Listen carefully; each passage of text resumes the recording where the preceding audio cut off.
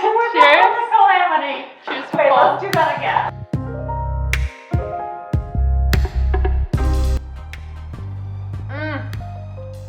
This creamy pumpkin bisque is seriously the perfect soup to get into the fall mood. So to complement this creamy soup, we're gonna make a brown butter and crispy sage crouton. I'm using a non-stick pan. You can totally also use stainless steel. So we're gonna use 2 tablespoons of salted butter into my pan.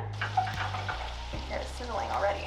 Butter has a really low smoke point, so you want to be careful when you're adding butter into a really high heat situation, because we do want to get a nice golden brown on this butter. Make sure you are regulating the heat, keeping it at a nice low to medium. So as our butter starts to brown, I'm going to add in our sage to get nice and crispy. We have a nice handful of fresh sage leaves. You're going to notice the yellow color turn into a deeper brown, and you can also kind of smell it. You can use the fragrance cues to know when the butter is ready. So now that the sage is nice and crispy, it's going to break really easily.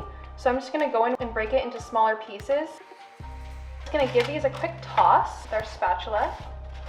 Now these are going to go into a 400-degree oven for roughly 10 minutes. I'm adding 2 tablespoons of salted butter into a large pan that has some depth. 1 medium white onion diced. I'm adding that into the butter. Just splattered all over me. There's no better smell in the world than onion sauteing in butter. I'm using halved mini russet potatoes. Any good starchy potato will work for this. Move all these potatoes around, make sure they get an opportunity to get a little buttery. The croutons are done and they look fantastic. They smell even better. We have this perfect golden crust on the outside. The sage, I'm sure, has infiltrated inside of the bread, making it so delicious and flavorful. I can't stop snacking on these. They're so good. Give our onions and potatoes a stir. The onions are getting like a little bit brown on the outside, which is not a bad thing. You don't want them to burn, so definitely make sure to keep them moving, because that will prevent them from browning too much. But a little bit of caramelization is actually going to add a lot to this soup. It looks like they're just about ready for us to add in our broth. Some low sodium chicken stock. We're going to pour this over our vegetables, and this is going to make them nice and tender. Ooh, splashing. Stock's in, we're gonna cover this and let it hang out for 10 to 12 minutes. This way. Right there. Okay. So now we have 10 minutes to wait and enjoy a glass of wine. Cheers. Our potatoes and onions are nice and softened. They've actually absorbed some of the broth. And now we're going to add our pumpkin, canned pumpkin. Make sure you use pure canned pumpkin, not pumpkin pie filling, because that will have a lot of added sugar that's not really necessary for this soup. So I'm transferring our potatoes, pumpkin, and broth into a blender to get our soup nice and smooth.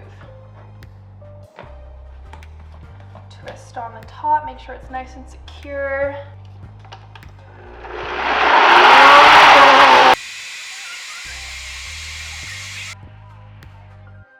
I've returned the blended soup back into the pan and we're going to cook it for 10 more minutes. So our soup's been simmering for a few minutes, and the last thing we need to add is the heavy cream. This is going to cut on the really sharp squash flavor, and it's going to make it ultra creamy. It's already lightening it so much. You can tell it's going to be crazy, crazy creamy. Now let's taste it and see if we want to add a little bit more.